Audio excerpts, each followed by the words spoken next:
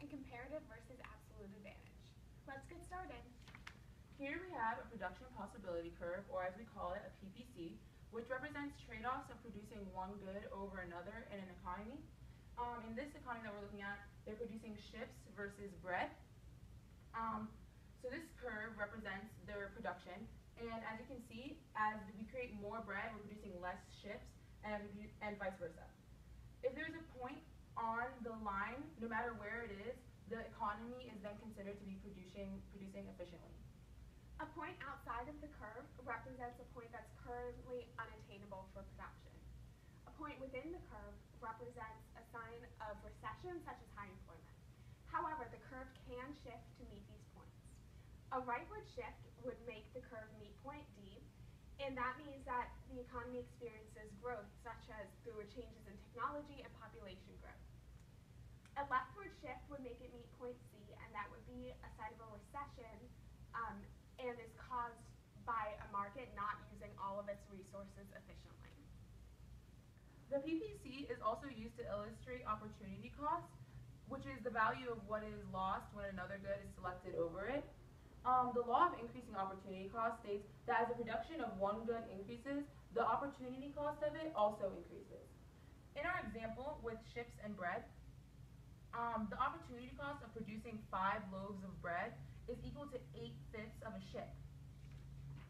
This is found by dividing what is given up by what is gained at a certain production point.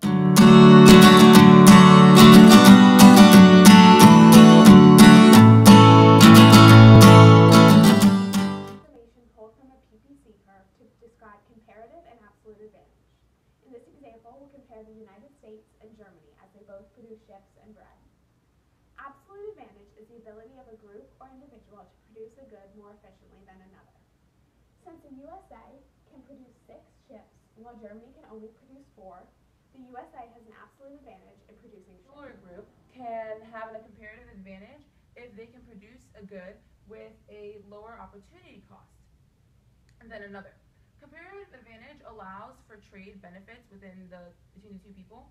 If one economy specializes in bread and the other in ships, they can trade with one another for a greater total amount of goods. Comparative advantage therefore tells us who should specialize in what. Comparative advantage is found by measuring opportunity cost. For example, the USA can produce 6,000 ships but loses 10,000 loaves of bread, so their opportunity cost is 5/3. Germany, however, can produce 4,000 ships but lose 8,000 loaves of bread, so their opportunity cost is 2 loaves. Because the USA can produce ships with lower opportunity cost, it holds a comparative advantage. The USA should therefore specialize in the production of ships.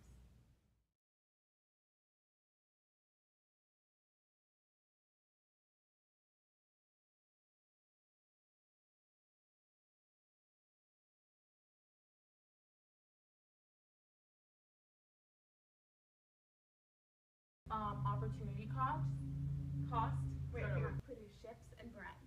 Absolute advantage is the ability of a group to produce. Keep going.